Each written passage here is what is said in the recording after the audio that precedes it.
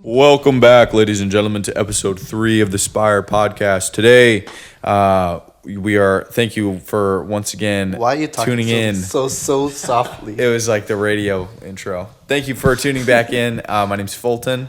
I'm Nick. I'm Michael.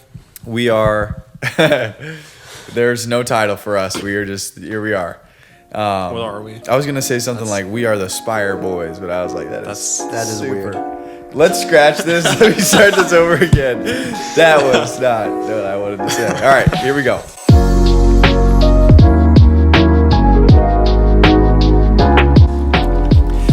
Okay, drum roll please. And welcome back, ladies and gentlemen, to the 3rd episode of the SPIRE Podcast. It is me, Fulton.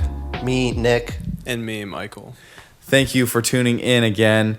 So we're going to jump right in. Our topic today, we've been going through the different SPIRE acronym, the SPIRE acronym, the different letters and what they stand for. For anybody who happens to be joining us and doesn't know what the SPIRE thing is, SPIRE is a memory aid that stands for spiritual, physical, intellectual, relational, and evangelical. It's meant to be used as a daily plan for life. So every day, in a practical sense, you would look for something that you can do spiritual, write it down, and check it off after you do it. Something physical, write it down, check it off after you do it. Intellectual, relational, and then evangelical. So we're going to go into our own personal experience in each of those things, how our life is sort of moved around SPIRE, and how we're trying to sort of round out each of our daily plans, in a sense. So what it really is all meant to lead into is the evangelical. And I know what you're probably thinking, the gospel shouting on the streets, but that's not what it is. That's kind of what the whole point of this is. It's really to become the best version of who you are, and to come to know God, to know yourself, and then to share love and all of that with the world in a real practical way. So today we're talking about physical. Last time we talked about spiritual, kind of how we pray, what that means to us. We listened to we read through a Matt Walsh talk. And so today we're on the physical. So I was going to start it off with the basic question of... How about you start it off? Oh, yeah, prayer. That's right. It's your turn. Okay. All right. We'll start with the prayer. He was finishing the intro. He has to get through all of it and then be like, but first, we're going to get... Yeah, but first... Pray. Oh, I okay. ruined it. All right. In the name of the Father, and of the Son, and of the Holy Spirit. Jesus, thank you for this time here. We ask you to bring the Holy Spirit into this moment and into this conversation. Help us to delve into our own hearts and to see you there, and to come to know ourselves and to know you better. Help the conversation to be of worth for everyone who's listening, and that in some way it blesses them and blesses us as we continue down this path of life. We ask this in your name. Amen. Amen. Okay. So first, order of business. In your guys' SPIRE plan, what do you do for physical stuff? What's your physical? How do you check that box? All right. So it's different for me throughout the years. But recently, twice a week I've been going to the gym with a couple of friends, getting swole. Nice. Yeah. But... I can tell. Oh, shucks. And so in that way, my physical of, really pushing myself in moments. I also like going climbing whenever I can. Like hiking or climbing? Yes, both of them. But like rock climbing? Rock climbing in a gym. I haven't done real rock climbing yet. Okay. That sounds more fun. Like El Cap? No. What's that guy's name? I don't want to die. What? What's that guy's name that soloed El Cap? I forget. Oh, what was his name? I don't know. Yeah. Super cool, though. But otherwise, I've never really had a consistent workout schedule. I've been doing that more recently with this gym with a couple of friends. But I've always been relatively active. I love doing anything on the trails, whether or not it's on a bike, unicycle, or climbing anywhere. Just being active, going out and doing stuff outside.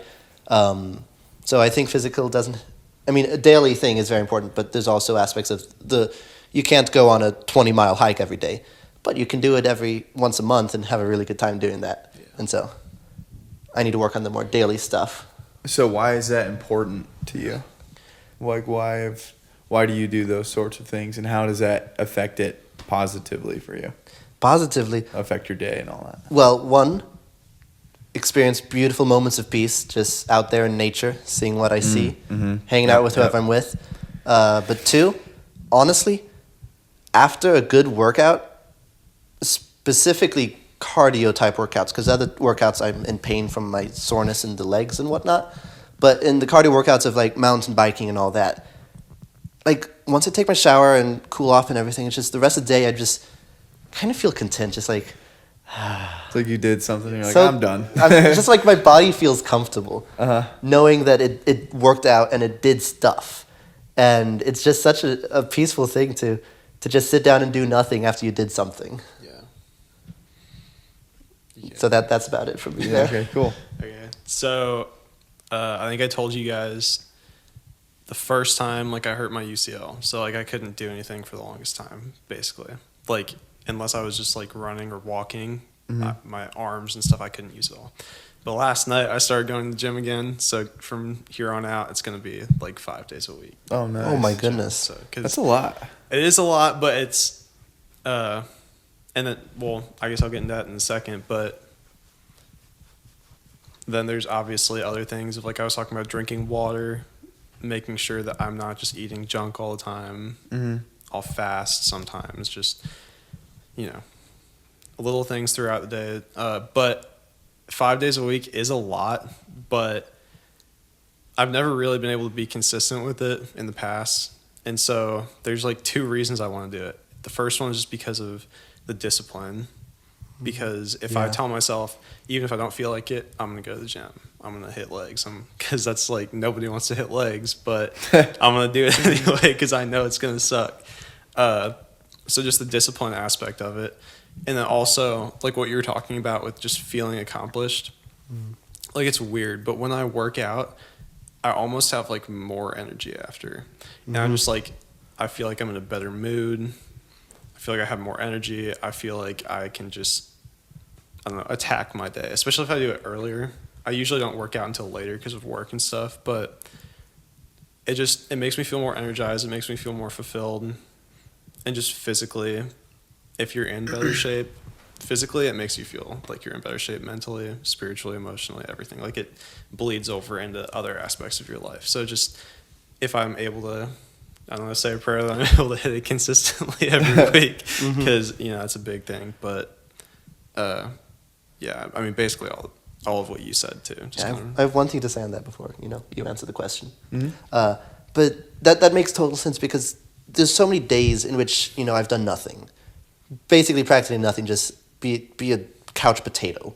Yeah. And I feel so exhausted, mentally tired, and there's like no explanation for it because I've done nothing. There's nothing that should be straining me.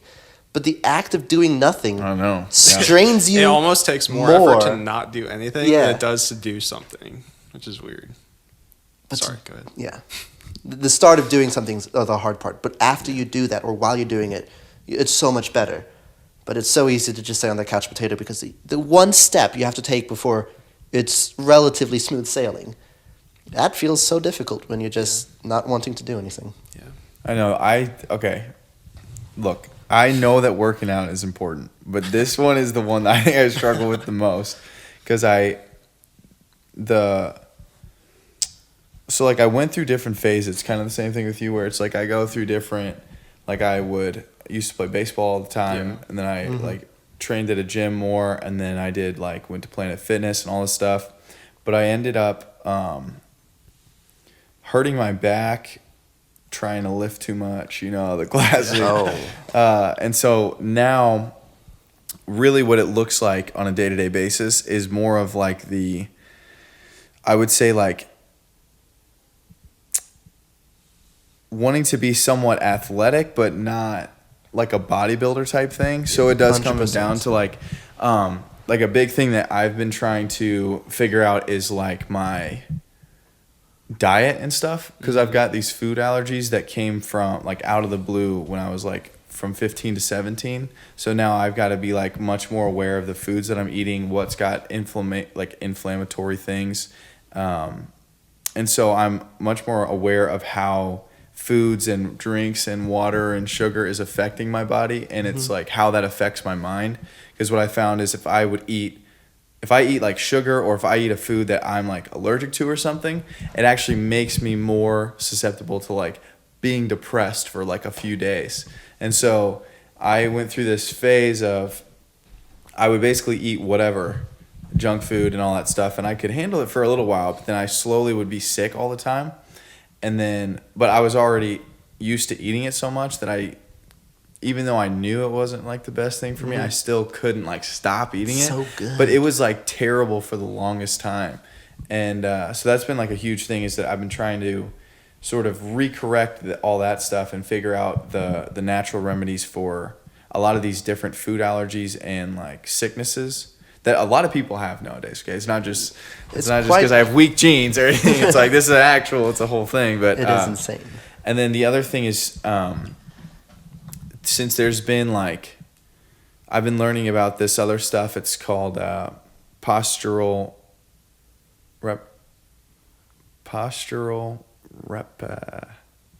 restoration. Posture restoration system or whatever it is. But what it does is it goes into the intricacies of how your brain uses your body to connect to the world, and then it'll know what muscles to activate and muscle groups to use and how to situate your body based on its ability to connect. But then when you have injuries, or if you have like a shorter leg or whatever it is, your body, which is already asymmetrical in a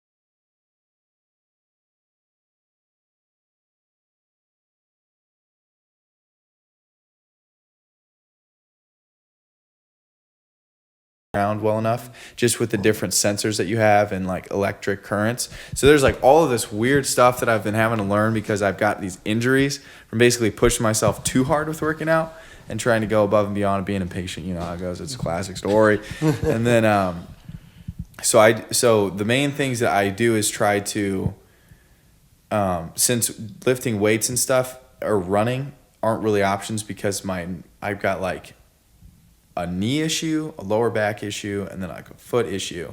It always just ends up in me hurting myself more. Yeah. So now I've got to kind of do the old man style. I'm like, all right. So I'm like learning more about how your foot connects to the earth and the kind of support you need.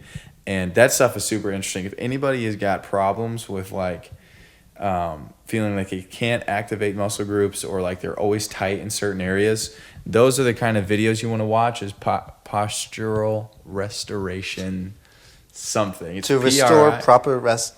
Wait, to restore. Never mind. To restore proper posture. Yeah.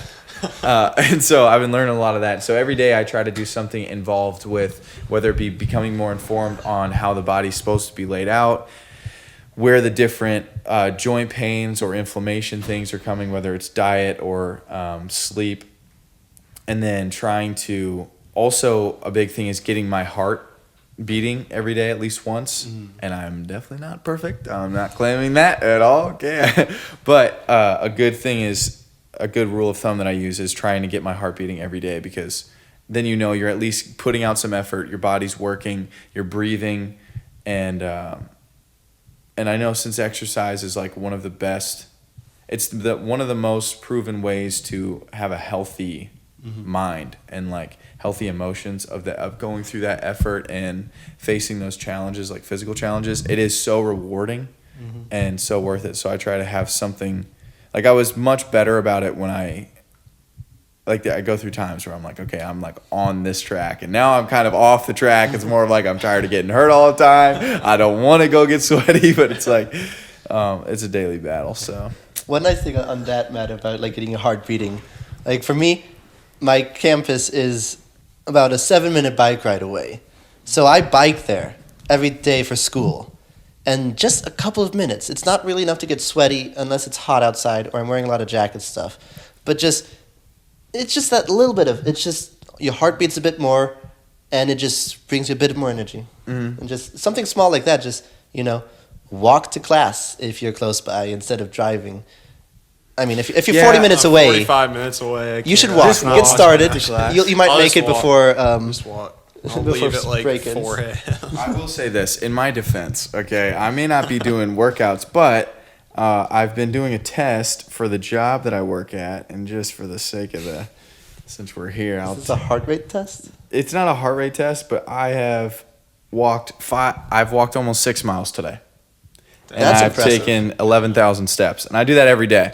That's and nice. And I stand for 11 hours. So in my defense, I still That's am doing working something. out. That's better than Yeah. like sedentary, just like sitting. That is Yeah. workout. That's good. That counts. Honestly, it's better than Thank you, doing guys. 1 hour of workout every day and then Thank you. doing nothing. Thank you. Yeah. Yeah, I feel good then. You know what? And it's like I was selling myself short. This was just a test because my girlfriend was like, I think I walk to class probably more than you do. And I was like, I don't think that could. I was like, I have to stand all day. So she's like, all right, here, take this. And I'm testing it now. And I feel good now. So, okay, I feel like accomplished. Yeah, I do cross off the physical every day. Yeah. Okay, guys. I mean, that's another important thing. Is like to not try to compare yourself with others who are doing better than you in this aspect or that aspect. They're different people. Of course, they'll be different. Well, if you listen to David Goggins, it's like, Okay, well, there's an gonna carry aspect. the boats? who's going to carry the boats? It's like, I feel like, oh, just stand there. There is an aspect of looking to people and having them inspire you to push yourself to what you can actually do. And then there's the aspect of comparing yourself to others in an unhealthy manner of, I want to be like you, but I can't be like, and it's like, you need to put in the work to be like some people, and you can't be like other people. Someone who is, 4'2" cannot run as fast as someone who is 6'3". It's just physically impossible. And there's all sorts of other manners to do it. And so, yeah, look to people and push yourself, but don't let yourself be consumed by trying to be someone you're not. Yeah, that was a big thing for me for a long time, is watching like the David Goggins and these guys that are just animals. Because it's like, I don't, if I'm being honest, I just don't have that same real drive. Like, I wish that I did, and I admire it, but it's not like I just don't have that fire in me. And so it's like, whenever I would watch those videos, it's like depressing because I'm like, gosh, I suck. Like, my life sucks. Like, da-da-da-da-da-da. But, not to point any fingers, okay? Not to start anything, but David Goggins has had like 3 divorces, okay? So it's like, there's different areas people are very skilled in. And there's, I know I've talked to my friend about, this writer Russell Brand talks about mentors, and I was like, in some areas, certain people, you should look up to them for what they can accomplish in those realms. But they're a human person with all their own battles and all these different areas of life. And so it's like, whether or not you measure up to them in that sense, you've got to remember there are other areas where you will have more, like, not to say I'm more virtuous than David Goggins or anything, because I haven't been divorced, but mainly to just point out the fact that it's easy to get caught in the trap that they're like an idol, and you forget that you'll have other skills that they aren't as specialized in that you can bring to the table or you can grow in. So like, he might be able to push himself more working out and desire that and really value that. Whereas like, maybe I would want to, I don't know. I wish there was something I was like really good at that I could be like, maybe this. But if I like making music, not getting so far, fingers crossed. But like, I would be more passionate and I would want to make music. So I would want to put more time into that, whereas he would not see that as being worth it. And so you have to make those connections. Otherwise you kind of just go around chasing whichever person you think is like the coolest at the moment. There's only 2 humans where you can look up to in that way of like perfection, and there is nothing about them that you can really find fault with. Jesus and Mary. So, anyone who is, around you, it's like, yeah, they have all have their own faults. Everyone has their own sins, their inclinations, their problems. Everyone has their own, like, skills, talents, awesome things going on, too. But there's really only 2 humans that we could really consider perfect in that sense. One of them is God, and the other is his mother. So... Yeah, that's true. Yeah. Good point. That is nice. I have noticed that is like, I will try to just focus on those aspects of Jesus is like, okay, if he was here, what would he be doing as far as like, I mean, was Jesus running huge marathons? It's like, okay, so maybe I could get away with not having to do that. I feel like Jesus could probably bench 225. Yeah, he was I a feel carpenter, man. Oh, he was lugging around massive pieces of wood all the time. See, he could do hard work. I Yeah. feel like that's what is. Yeah. That to me is my bare minimum. Is like, if I can do hard work, and I can't. Okay, so it's like physical is not exactly my strong suit anymore, but it's like there are still ways to have. The physical aspect of Spire isn't just to be like the most dominant physically. Mm-hmm. That's not the point. It's not to be the most attractive, the like whatever it is that the cult of the body is sort of used to directing us towards. What it really is appreciating the fact that you have a body and being alive in it and experiencing the world, and then also the fact that the body is at base making visible the invisible mysteries of life in a sense. And it's giving an insight and a face to your soul, and it's tied in with that. And so that's what's so important about it. But in addition to that, especially with Inspire, the physical aspect is just being able to participate and interact with life on a level that's like appreciating the gift given to you as opposed to just neglecting and abusing. It's fine. Neglecting it and opens. abusing it. What? It opens. It's fine. Yeah. Wait. Pause. I need to hold this. If you like. No. Wait. It Okay. I thought it like opened to a bigger table. Yeah. Mom, Dad, if you're watching this, this is your coffee table. Yes. Well, now it's next. That almost sounds like some theology of the body stuff. I don't know if that's what you were trying to get into. Yeah, but I mean, eventually. But I mean, there's an aspect of physical where it's like we want to take the time to acknowledge the sacredness of the body, but then also the practical is that we're human beings and we're here to serve and we're here to love and we're here to experience life, walking in nature, playing with your kids, playing sports, competing. Like those are some of the best things in life, and some of the most beautiful aspects of life come through the experience of the body. And so I think that it's fair to say there is a sort of responsibility and duty for maintaining your body's health and your ability to move and a respect for it, and not like gorging yourself on food or, the basic stuff. And it's just kind of learning the discipline, and I was trying to find what the point is. I opened straight here. Well, I know there's somewhere in Genesis talking about this aspect of caring for you, yourself. So God blessed them, and God said to them, "Be fertile and multiply. Fill the earth and subdue it. Have dominion over the fish of the sea, the birds of the air, and all the living things that crawl in the earth." There's probably a better verse somewhere in the first couple chapters, but the idea of having dominion and control. A good master is one that takes care of what is his, and what is ours, our bodies. So taking care of our body is literally right there in the first chapter of Genesis. The very beginning of the Bible, it talks about take care of yourself. Interesting. So, anyway, that's why I grabbed the Bible. Yeah, I think that kind of plays into like what Jordan Peterson talks about when he's like clean your room and he's set your house in order before you go out and try to change the world. Yeah. It does all come down to that. Oh man, there was something that it was. Oh, I just got advice recently. So I was talking to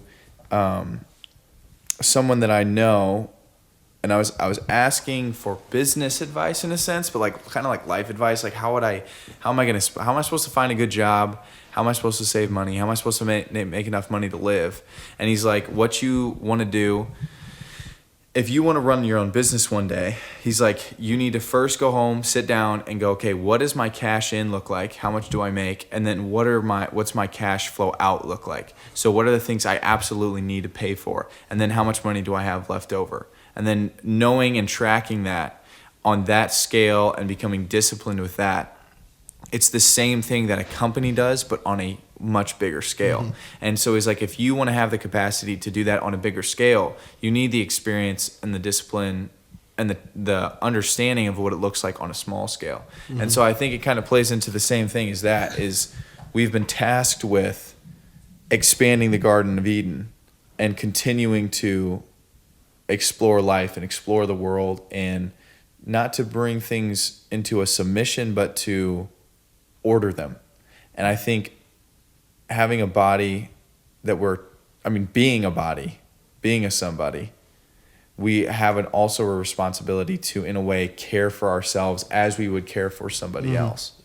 I think we kind of it's easy to sort of neglect the body as being like a bad thing, but it is not a bad thing. Yeah, actually, okay. It's a very good thing. Put my foot down there. So it's Spirit Alive. A lot of people listening probably don't know what Spirit Alive is. It's a youth conference. Probably everyone listening knows what Spirit Alive There's is. a couple people that I think like random people who have like followed us and stuff. Well, that's awesome. I don't know. Anyway, even if everybody knows, it's a youth conference that we all volunteer at. And at one of the meetings, I was talking about like wanting to do a talk, and it was going to be about like that exact thing. And essentially what I was going to boil it down to, and I might do this in the future actually, talking about it again makes me want to do it. I'll tell Maria you have to do it. I'm probably going to tell her, so you won't have to. Jesus gives us 2 commandments in the New Testament. It's basically love God and love your neighbor as yourself. But with the second one, everybody is always focusing on the love your neighbor, which is good. Obviously, you should love your neighbor. But it specifically says love your neighbor as yourself. And I feel like we neglect the second half of that pretty often. Yeah. Because you can't really love your neighbor. This is something that like I've had to learn over the past like year of my life, is like if you don't love yourself, and that doesn't mean that you should be like obsessed with yourself. You shouldn't be like, I'm the greatest person in the world. But if you don't love yourself, you can't really love anybody else, because loving somebody else, and I think we talked about like a definition of love last time or something, but I would say that another aspect of it is giving yourself over to that person in a way, or giving yourself up to God, giving yourself up to whatever. And why would you do that if you don't like the gift that you're giving them? Like, if you don't think that the gift that you have is good enough to give away to somebody, why would you? Interesting. So if you don't love yourself, you're not really capable of loving another person fully. You can have kind of like a superficial level of like caring for that person, but I think that true love requires an element of like self-love, and I hate using that term. Well, so this is actually what I've been going through this exact same thing, funny enough, in the last year. So what I was in the mindset of is that I'm actually not, like, I don't love myself because I know better than anyone why I would not deserve love, and I actually deserve to be punished for all the things that I do wrong and mess up on. And so I know I want to love other people, and that's my best thing I want to do. But if I have no awareness of how I'm loved, then I have no experience of feeling loved and accepted, and I have no feeling of compassion for myself and understanding for myself and my own flaws, my own humanity. So then if I don't have that, I don't have anything to give, because you can't give what you don't have. Yeah. And so a big thing that is not necessarily learning to love myself in the fact of like, man, I just love the fact that I keep messing up, and I love the fact, because it's like loving those aspects. It's too confusing, and I think you can kind of get it confused with idolizing yourself as saying like, man, I suck, but I love myself anyway. It's like it's almost like we're confusing the word love with I excuse myself, or I completely condone myself. It's like, the reality is you need to know that you are loved no matter what, for a deeper identity than your actions, because you are not your actions. And I think coming to see that you have value because you're a human being, and because you have a heart, and because you have a soul, then you can have compassion on yourself, knowing we're in a fallen world and there's temptations and things that you're inclined to that you give into because you're weak.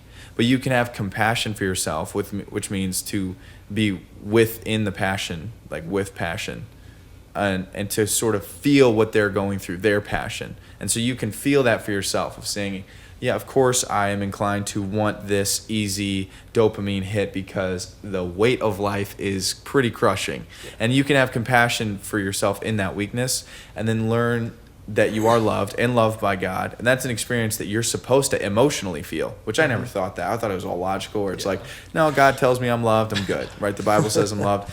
But really, you have to learn to dive into that. Listen to our last episode on prayer. That's a way to dive into it. It is. And to really know that you're loved, and then then you're able and you. No, it's fine. Good. It's good. We're good. That scared me for a second. Though. You're able to actually it overflows, as opposed to being something that you're constantly chasing when you don't have any. Like, you are not going to be able to love if you don't have love itself. Yeah. Mm-hmm. And so until you're experiencing the love for who you are deep down, your deepest self, who you really are without any of the brokenness and all of that, which even though it's mixed all together, you still have that solid identity that you are loved as a child of God and for being the person that you are, you know?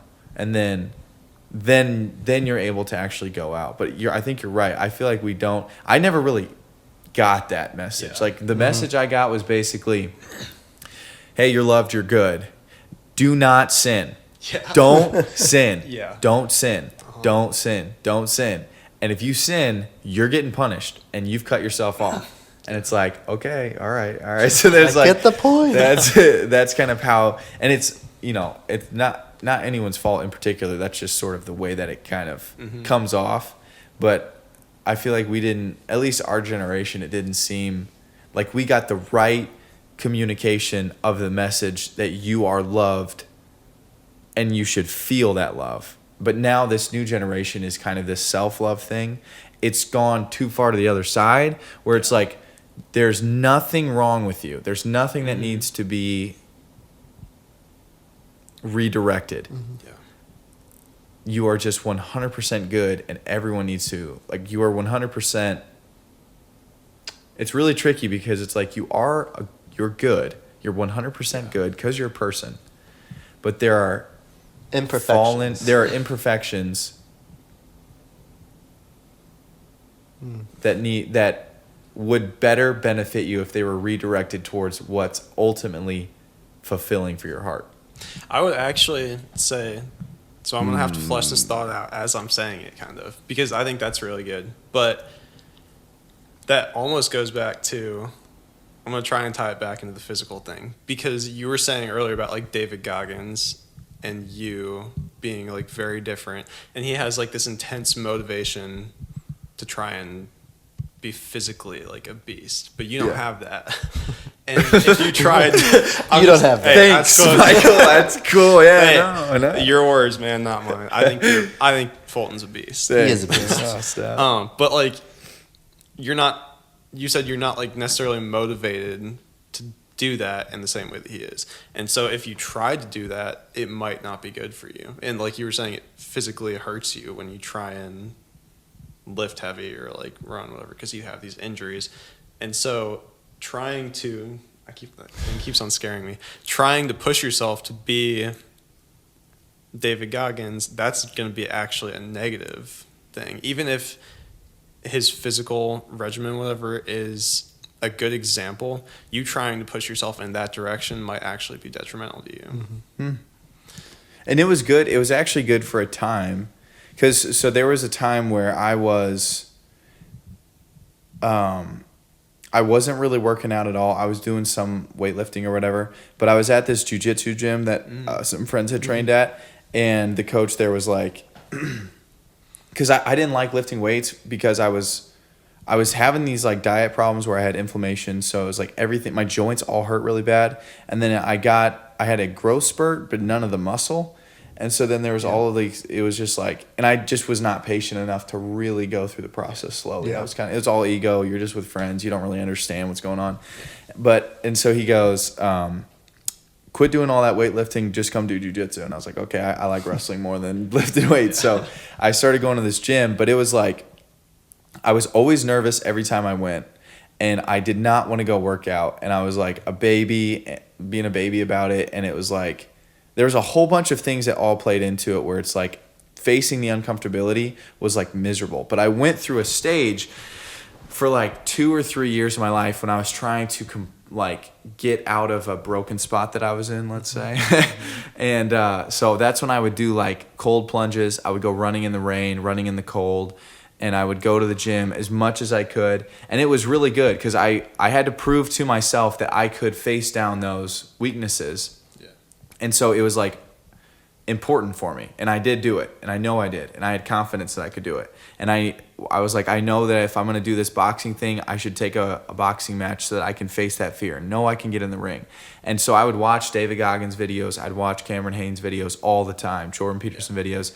And every time I was like, there's no way I'm going to go to the gym today. It's like, yes, I am. And so I'd have to go to the bathroom because I was nervous. And then I would go to the gym. And then it was like, all right, we're going to go through this. And so it was really good. But it hit a point where it's like I was getting sick all the time because I was never willing to let myself rest. I was always like, I can just keep going. I can just keep going. Yeah. But then I was miserable, and then I resented even working out. And then I resented the whole guilty feeling of like, now because he's capable of doing that, and I know that I could go do this, then I actually suck if I don't do it. Then I'm double guilty, and then it's like, great. So, I mean, I don't know where exactly I was going with that. Yeah. But I think playing into what you were saying is that, and for other people out there, it's not to make an excuse of like, well, he's different, so I'm not going to do this. There are still certain things that every person, I believe, needs to face, and there's going to be good role models that you can look to in those areas. But that's not going to be you completely. So even though I idolize that ability to just suffer and endure physical stuff, it's like the way it's gone, my body just doesn't hold up with a lot of those things for a bunch of different reasons. And it's not really beneficial for me to hold myself to a standard that I don't really want to meet. I just respect. Just like people who can run massive marathons or swim however far. It's like, or Navy SEALs. It's like, I would love to be able to do that, but I just know I don't really want to do that. And it's okay to not. I want it, but I don't want it. Right.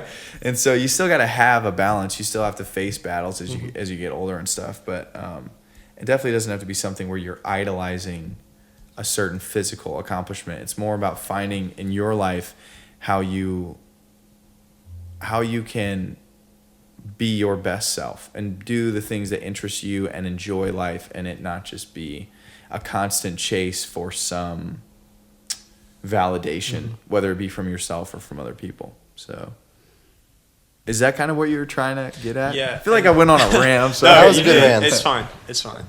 That's basically what I was getting at. And just the idea that, because I didn't want it to come across as like David Goggins works out a bunch and it's like, oh, I don't think I can do that. And so you're just like, oh, that's not what I'm supposed to do. Because like you said, there is a level where everybody's supposed to you're supposed to take care of your body. You're supposed to try and do physical things.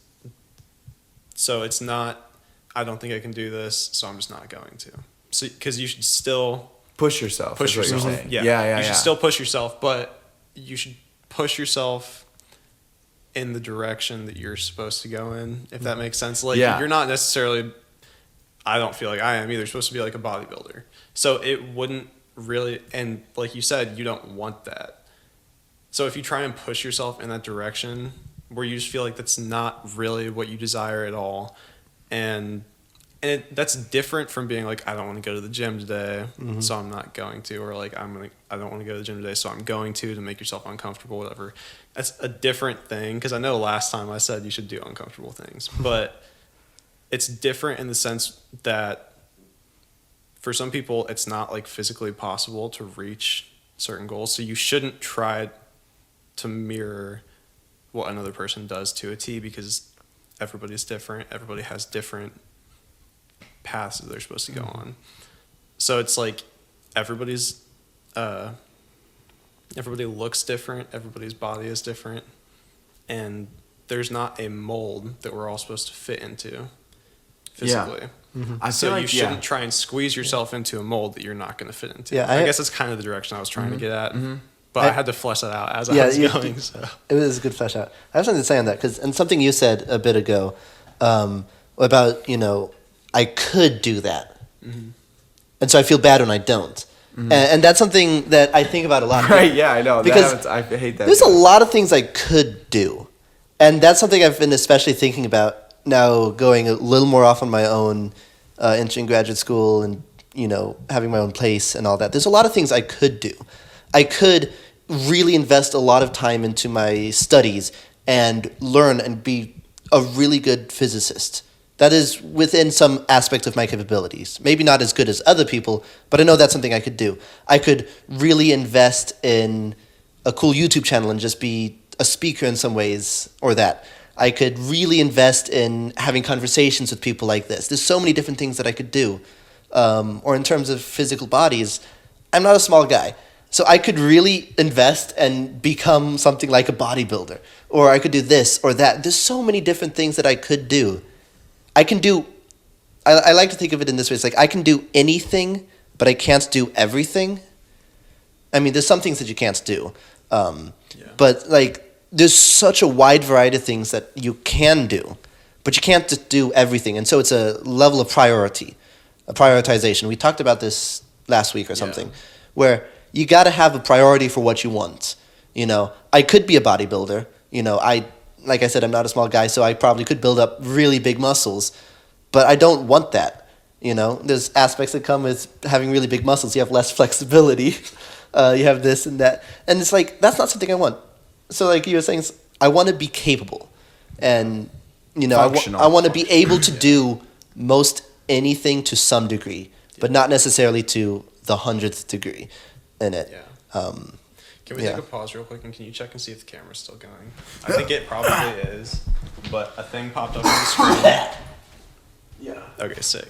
Okay, so here's what I think. I feel like this is the point that we were trying to get at. So it started off where we talked about our own physical disciplines that we do that work for us. And I wanted to draw a point and attention to the fact that it doesn't have to be like, this is not a New Year's resolution daily plan thing. This is an acknowledgement that we are physical beings as well as spiritual beings. Well, we're human beings. Yeah. So we have both of those aspects combined into one nature, human nature. And so there's an importance for us to be aware of that and to not go too far one way of idolizing the body and wanting it to be perfected, or too far the other way of saying the body shouldn't be respected. Yeah. In a sense, or valued. That's like, we said we're not going to get into this really, but that's kind of a Gnosticism thing where it's like the body and the soul are separate, the body bad, soul good. Right. Don't care about the body. Whatever the body does is the body's fault. Right. Like it's the same thing. Yeah. It's all tied together. Mm-hmm. Yeah, and the experience, if you have an experience of listening to music, your body is, you need your ears to listen to music and to experience that, and to feel touch and to feel love and those emotions, and like it's all, your body is so important. That's who you are. And so the reason it's in there is because we get to live with our bodies. And if you are blessed enough to not have certain disabilities or things that you miss out on certain things, which that is unbelievably hard. But if you have the gift to be able to experience life as a body, then there's certain things you can do to increase that and also maintain it and take care of it, like we talked about earlier. Mm-hmm. And so I think I just wanted to make the point that anything that is taking care of your physical nature is a good thing. Mm-hmm. And you don't have to do the most extreme things for them to be good things. Yes. You can find what works for you, just how it's like, I would love to be the person that's like, I run a lot of marathons, I do all of this stuff, but the reality is like, I don't, but I do say, okay, can I do some pull-ups? I need to make sure I can still do push-ups. I want to be able to stretch and be like mobile. Mm-hmm. And I want to, like, in my mind, I'm like, I want to be able to play with my kids. I want to be able to play sports. So it's like, am I playing sports with friends? Am I walking around moving? Am I eating healthy foods? Am I eating things that increase my capacity to be charitable and virtuous? Because that is taking care of myself, because I will be happier and more fulfilled if I do that. And that's what the point is. It's to acknowledge that the physical reality, taking care of your body, eating healthily, like those sorts of things will play directly into your ability to evangelize, which is the point, which is why we're here. Yeah. Yep. I feel like that. You know what I'm saying? Kind of sums it. Yeah, that kind of sums up. Okay. That's what I wasn't trying to just justify why I don't want to do what David Goggins does. No, that's that's totally. not it all. But maybe a little though. You don't want to carry the boats. I don't want to carry the boats. He can carry the boats, but I think it's cool to watch videos of him carrying the boats. I did have a question that has to do with. Okay. So we're talking about the importance of the body in a certain sense, and taking care of it and maintaining it and loving it and knowing who you are, loving who you are, all of those good things. So I have this question then. Okay. Given our culture, the daily, vibes, blah, blah, blah, I might be going to do a little theology of the body here. Why do you think... No, scratch that. Ready for this? No. Probably not. Do you love your body? I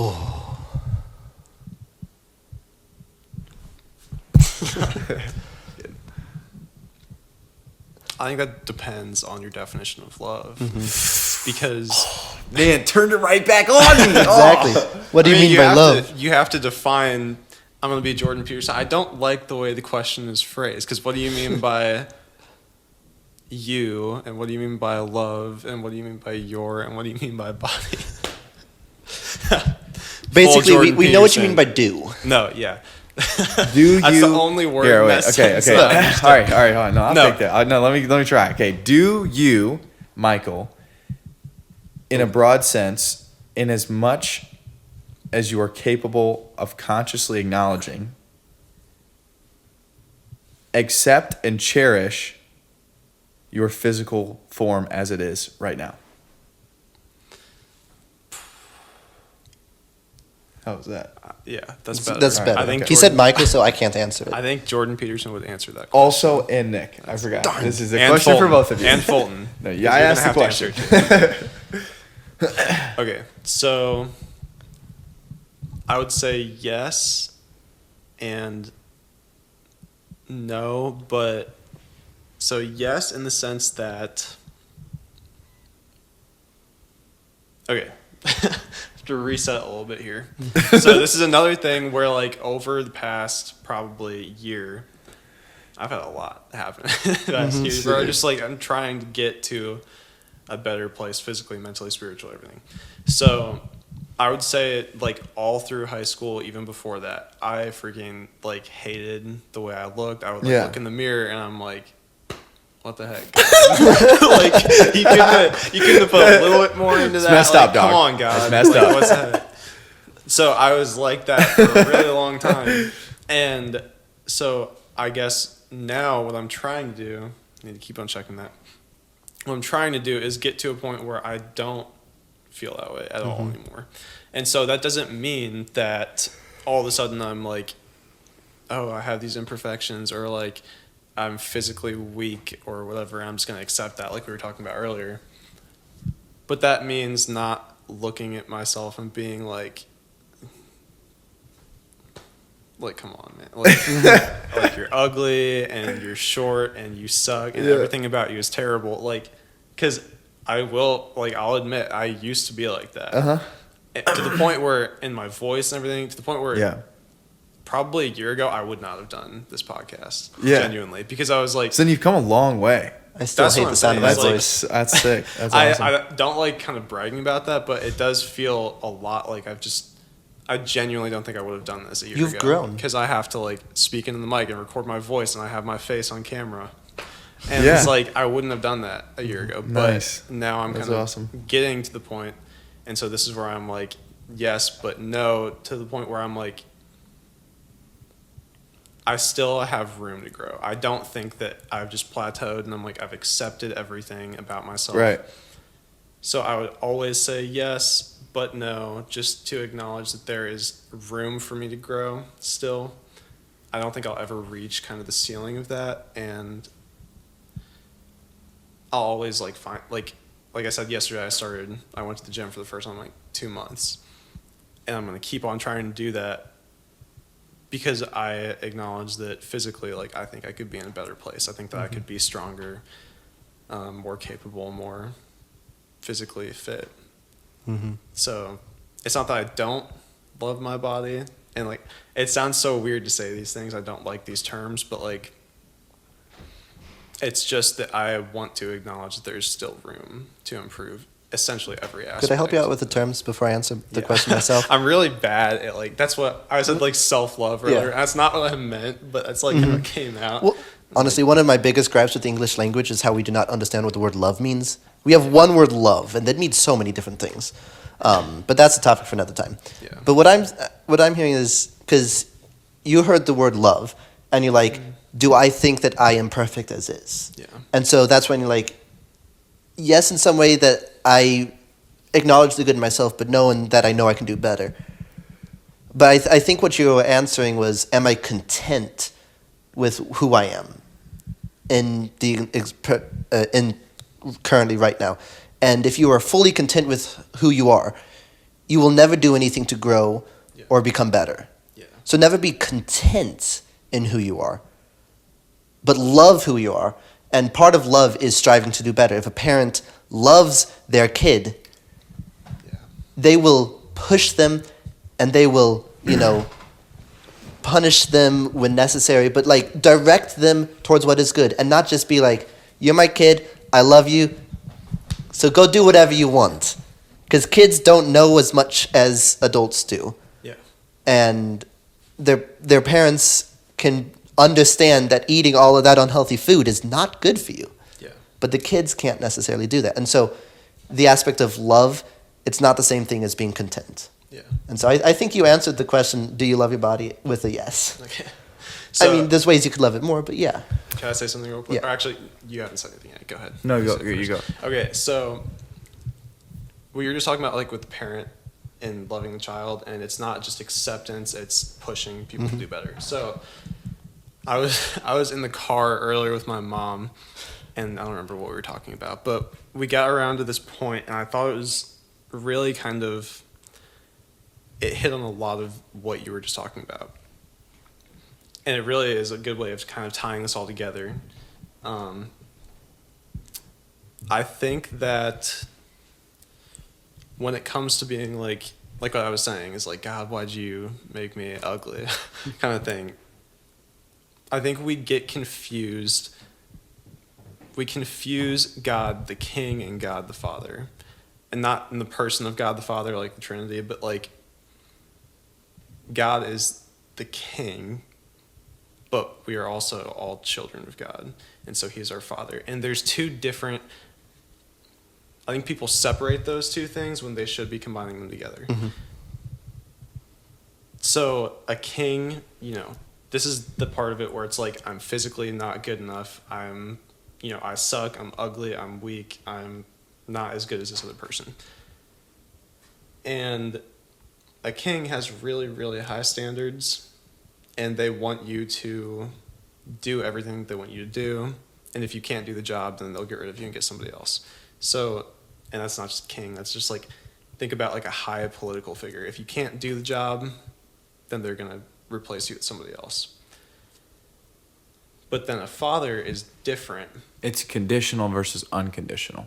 Yeah, but it's still, God is kind of a combination of both, because you have a job and he wants you to do, you have a vocation. God has a plan for you. God made you for a specific purpose. But he's not going to be like, okay, you failed. You didn't do the job. I'm going to go get Fred to do it instead. Fred. Fred is like, he's top dog. So here's my challenge to this. So first of all, I think when it comes to the physical state of the body, if you look in the mirror and say,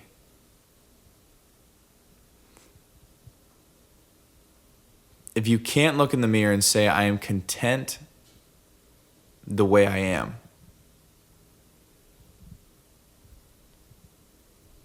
in the moment, in the sense of, I love myself right now, Yeah. then I think there's a problem.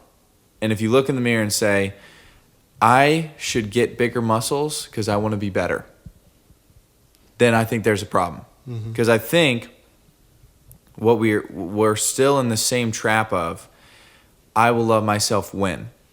So I think no matter what you look like, you've got to realize there's a different game going on than physical prowess and stature and aesthetic. That there's the fact alone that you are somebody, no matter what you look like, no matter how skinny, fat, strong, weak, feeble, bald, flowing locks, if you are in the mindset of, I am imperfect right now, physically, that to me is still it's going to leave you in a state of a conditional sense of acceptance or love for yourself and a value of the body. Now I think that once you've made that like distinction, you can still say, as far as ability to participate in life, is the goal to look better? Or is the goal to be able to participate in life more? Because I think it's the same thing where it's like, we're so used to seeing this king and father difference, where it's like the king is like, well, at the end of the day, there's a job to do. It's like you either make it or you don't. You either do this. But we never hear about God being conditional. It's all unconditional love all the way across. So the only thing is, our participation or not, because it's going to happen anyway. We get to participate if that's what we choose to do. So that gets rid of any sort of conditional, do this or don't do this, you could be better, you could do this, you could do that. But I think that we are so used to thinking, well, I'm imperfect, but I could be perfect, that I have got to do this to be perfect. I have got to open my heart up enough to God to be perfect. It's that you're still in the same problem. So I feel like what you have to actually learn to do is reframe your whole perception of what loving and accepting yourself is, which is really opening yourself up in a vulnerable way to the love of someone who does not at all ever think, well, you could be this.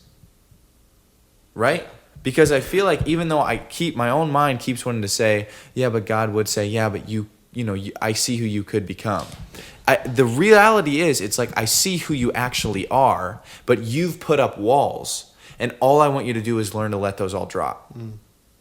And then once you let those all drop, it doesn't freaking matter what you look like. You are loved, and I know that you're loved. And then that relationship is your participation in life. And so the only reason we have like a physical thing of like, well, set a physical goal, is because it's like, I know I have a weak nature, and I want to work with myself to learn and teach myself how to better participate in life. And my avenue within the physical realm is going to be going on a 10-minute walk every day. You know what I'm saying? Yeah. You kind of get where my point is here? Yeah. And I think, okay, so I want to clarify, like, I did not intend for, like, God as a king thing to be, like, God's love is conditional. That's not, like, the point I was trying to make. I think what I meant more, this is the problem with me having spontaneous thoughts, is just, like, I say No, things this is and fine. then It's No, they're good yeah, thoughts. it's a good conversation. So, like, I think more what I was trying to get at is, I'm trying to think of the best way to say this. So there's people that I know who look at God and they think God has standards, God has rules, God has all these things that he wants you to live up to. And in reality, it's kind of true in the sense I just that don't like the way that statement was phrased. Yeah. And we can have disagreements. Yeah. I just, like, God wants you to live your life to the fullest. And so if you're not doing that, it's not that he's not going to love you anymore. But I think there's still room for you to grow. And I think that if you ignore that, that's kind of... But what is living life to the fullest? It's is it different doing for the most things, or is No. it being the most open to God's love for you as you are?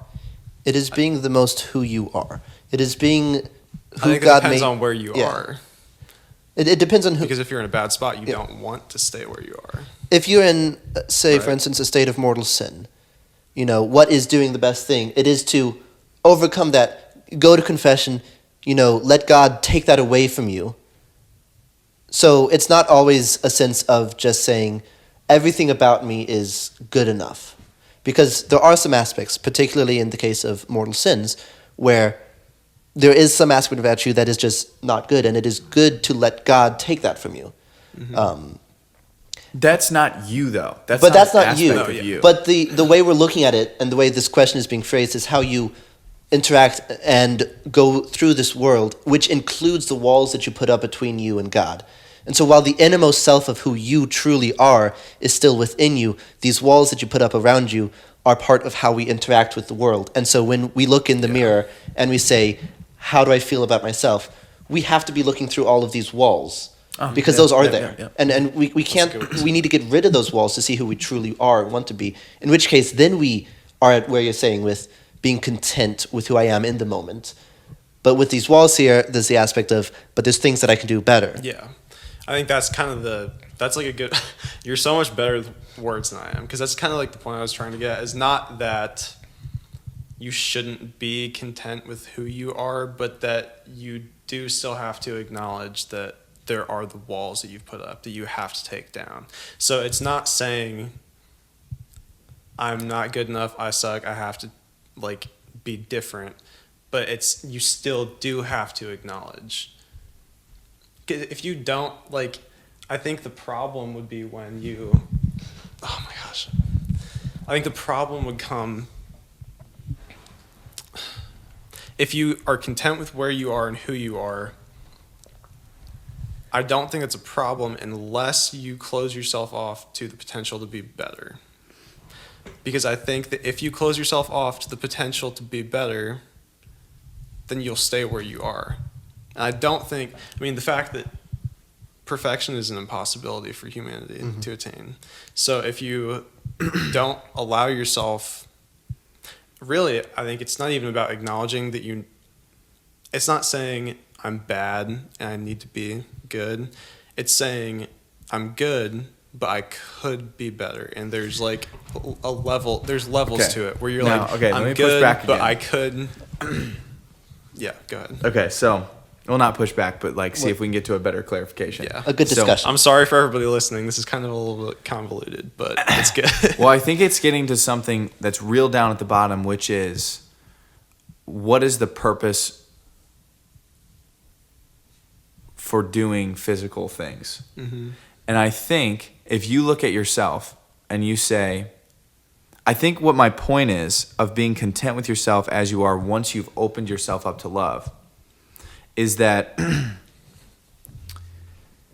if you look at yourself and decide for yourself, I'm not good enough, I need to do this and I'll be better.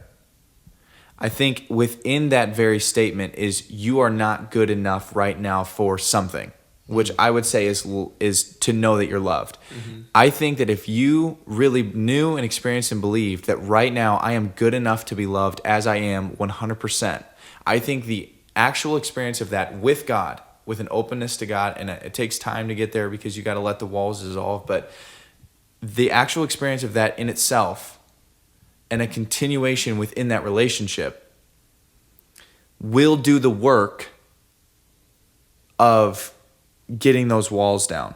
But if you are in this mindset of, once I do this, I'll get through the walls, then I think you're missing the point.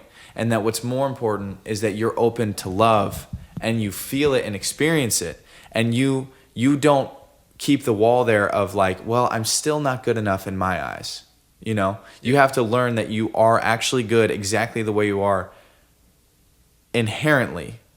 And now there's things about you that should change, but it's not your thing to change. The only thing requested of you is to open up to love, in a sense. Yeah. To open up to love and to a further exploring and withdrawing out of your real identity as a child, a loved child of God that is unconditional. And I think the actual consequences of that interaction and that relationship and that communication will do the work. We'll do the thing. We'll do the job. We'll take care of itself, which is why it's like, let God do it. Don't worry so much. But I think we're just so used to thinking we got to take things into our own hands. Yeah. Okay. So I think we probably agree on this more than we disagree. I was think gonna the say something only about clarification that I would add is that. So I agree that if you open yourself up completely, then a lot of the work will start to be done kind of for you. But the only problem that I have with all of that is that it still does require Human action. So you can't. Okay. I think that's I kind don't. of Yeah, I don't my know point. this. I don't know. Yeah. Yeah, it's a complicated thing. It is a but complicated thing. I think that it's still important to recognize that you have to put in some of the work, because like we were talking about last time, it's like choosing God, and we're talking about physical stuff right now. Yeah. But if you can open yourself up all you want, but God's not gonna like put some puppet strings on you and like walk you to the gym.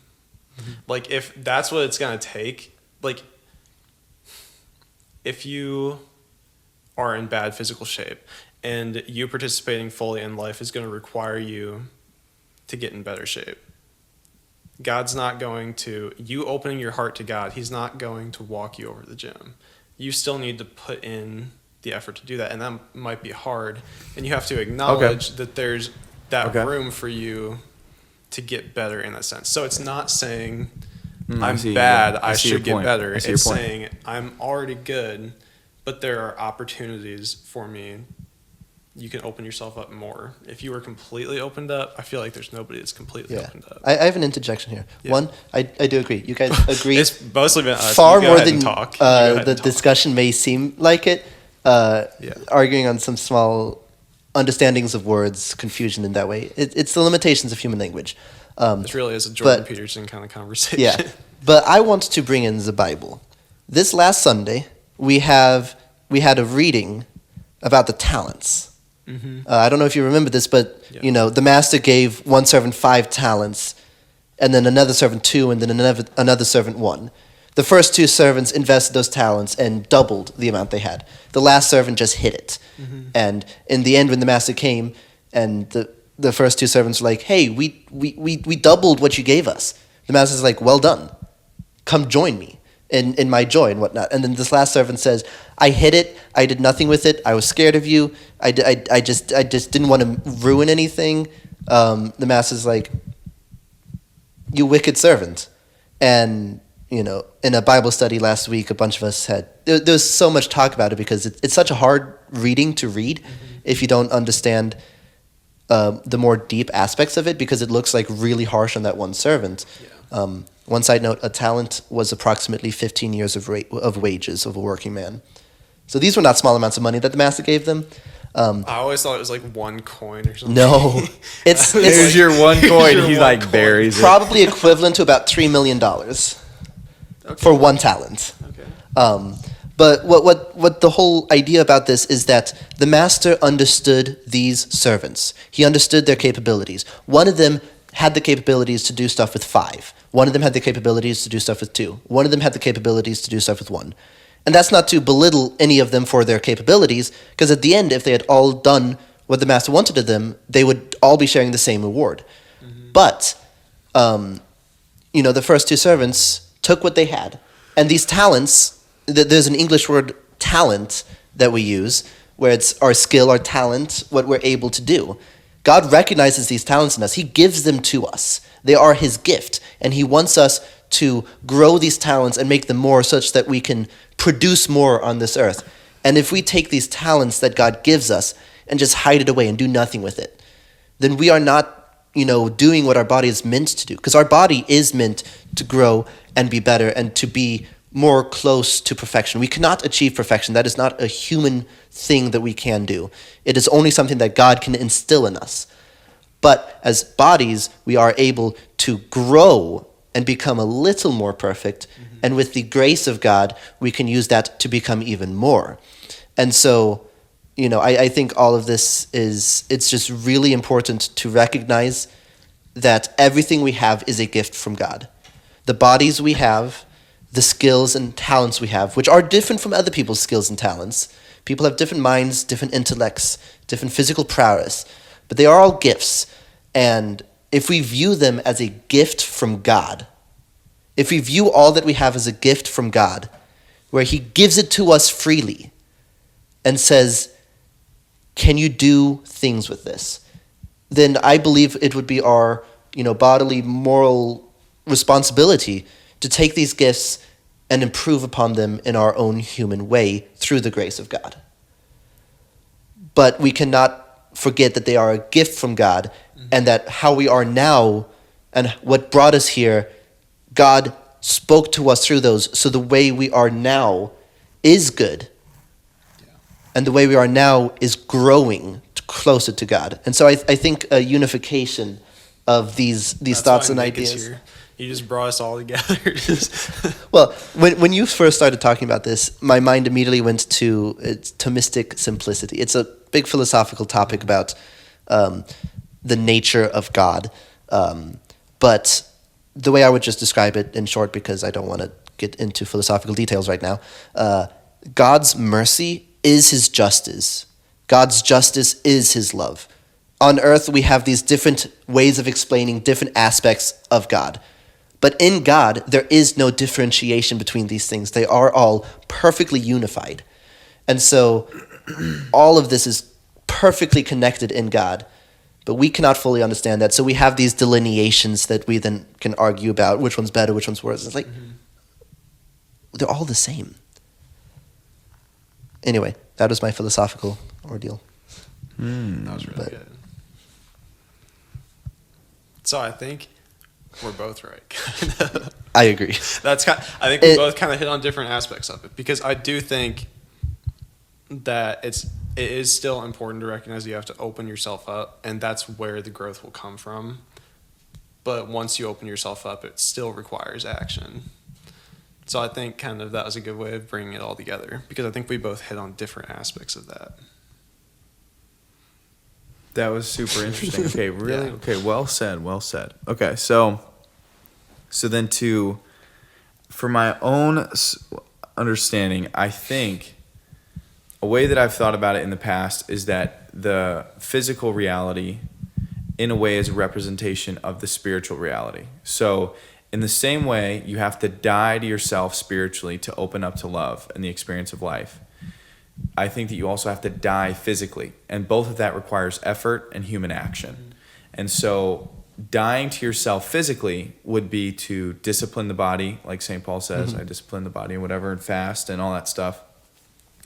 And so maybe instead of thinking, there's probably tied into both of those like a motivation of I do want to have more confidence, be able to like look in the mirror and be proud of hard work put in, and like there's an aspect of seeing yourself look bigger and all that stuff. But then also what plays into that, as long as you're able to like have the self-awareness, is that you will have to die to yourself and your desire to sit and be a couch potato to go outside and run. Yeah. But it will be better for you and more meaningful in the long run. No pun intended. And so I think I see what you're saying more. The only thing I'm really after is like the trap that I've fallen into is seeing myself and seeing my body as could be better because look at how other people are better. Yeah. And that's what I don't want, because what I do want is that is unhealthy. I could die more to myself, and this is the route that I'll do it, and these people model a way to do that. Yeah. But it's about the death of yourself to get down to the root of who you are, as opposed to I will add on to myself things so I feel more secure in the existential crushing weight of life's harsh reality. That's the only thing that I'm like, that was really what I was pushing for. Yeah. So that's why I think we do totally agree. I just wanted to be more specific about the words so that when people are thinking about it, it's not, when I'm thinking about it, it's not like, okay, once I achieve, or I need to go out and achieve, or I need to be perfect. It's more of, I need to let more things go, but what that looks like will require action, which may involve going out and doing an action that could be confused for trying to add on more technology. Yeah, okay. So I don't. I need to get better about saying the right words because, like, I 100% agree with that. And I think if I was the only person, I think this is kind of what I was getting at earlier with, like, getting to a certain point where you feel more comfortable and stuff. Not in the sense of feeling more comfortable in relation to other people, but if I was the only person in the entire world, you still want to push yourself to be the best. Like we keep on talking about, like, be the best version of you that you can be. So it's not, I think actually the real growth comes when you are able to separate that from growing because of other people. Because if you're doing it just to be, if you see David Goggins and you're like, I want to be ripped because I want David Goggins to like my Instagram posts. Yeah. Like, that's different from saying, I want to get better because if I get better, that will help me to be the best version of myself. Forget what everybody else. So I think the whole time I think we've kind of been like tripping over words and stuff.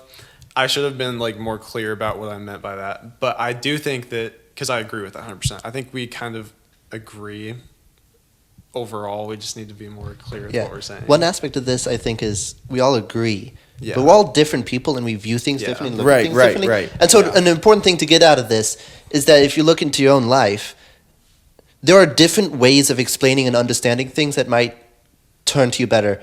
Maybe this aspect of complete surrender of self, just the complete giving up of self, is the best way for you to think about it to grow. Or maybe in some ways it's like, maybe I do need to push myself and push a little more. And it's in the ways in which we interact with our own body, that is individual to who we are. Interesting. And so like you guys are very different people. Right. And I think that's beautiful that we saw that. And I realize I never actually answered your question, but I remember what the question was. Yeah, I feel like okay.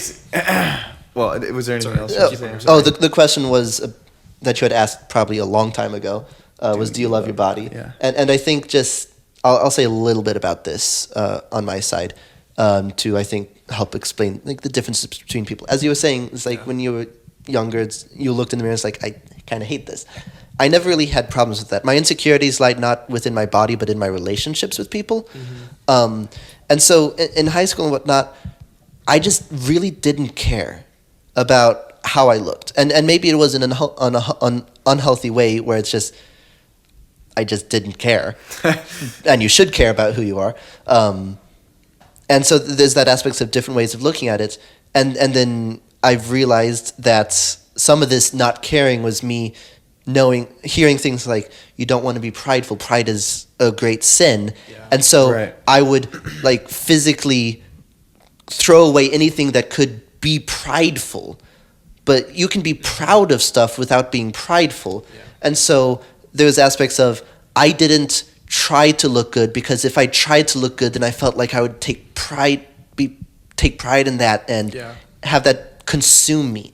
And in different times, it's been like, I know it's capable of consuming me. So at different times in my life, last week you probably saw my hair was crazy. It's like, in some aspects, it's like, I don't want to try so hard to look nice because I feel like if I do, then that will be all that I am. Mm-hmm.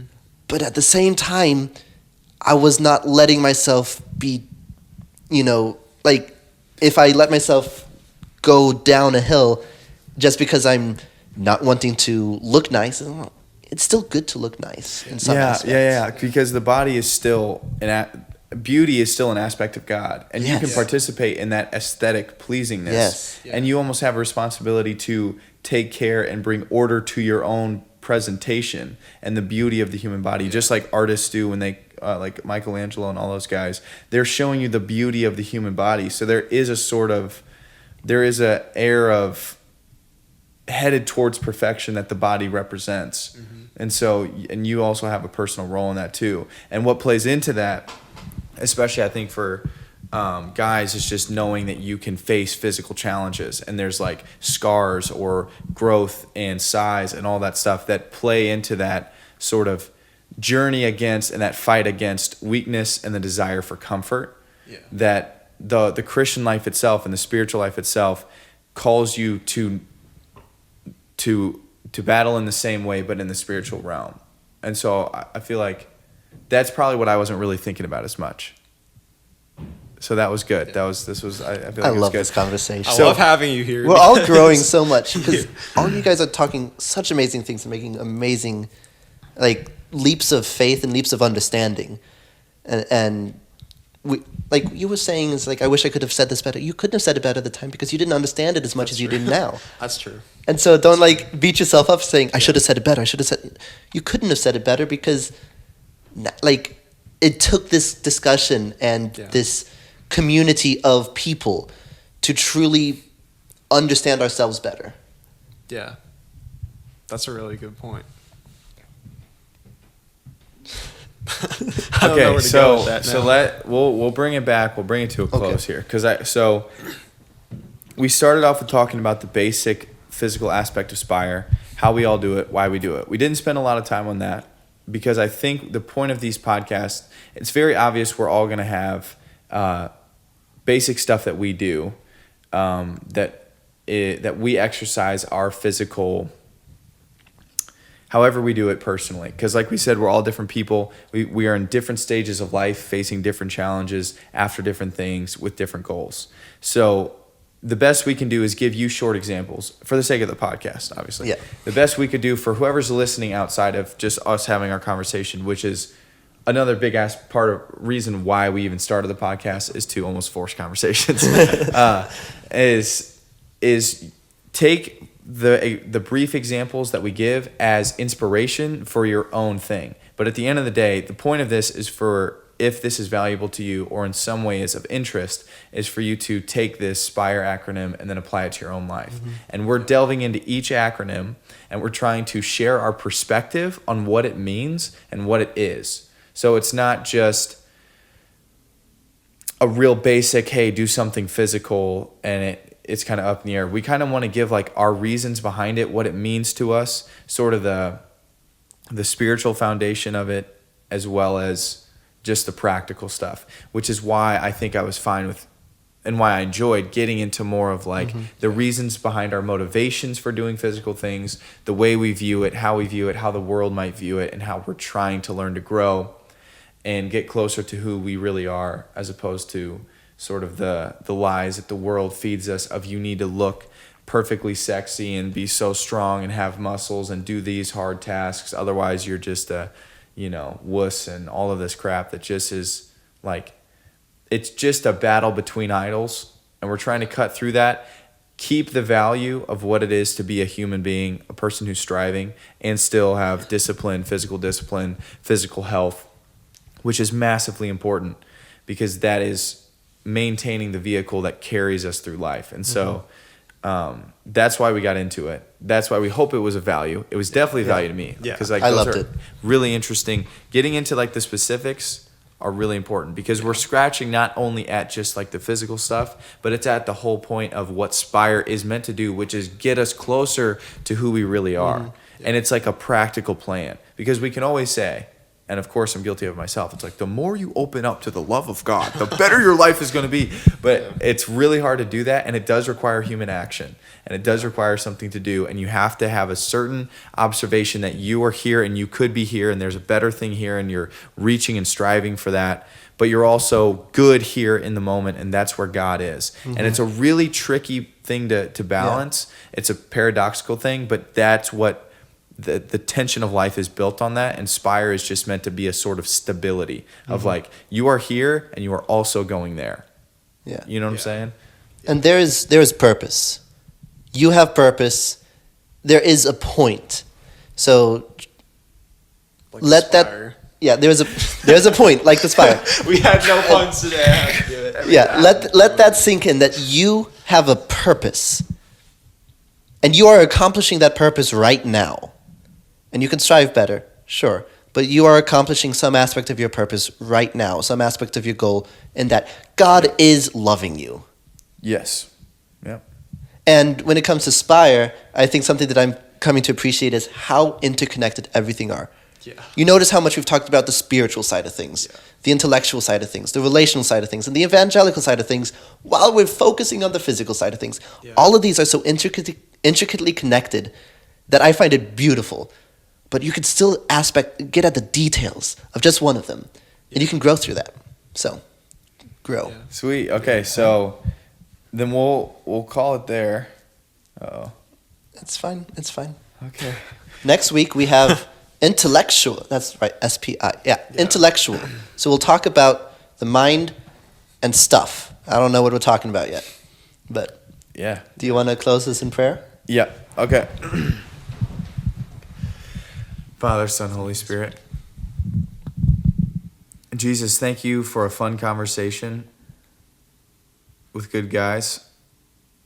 Thank you for the time here. Thanks for keeping us and holding us in being. We hope that it had some sort of positive impact in the world and in our hearts. And we pray for everybody that's listening too, that whatever you wanted them to see or to hear, that they gained it or they didn't, and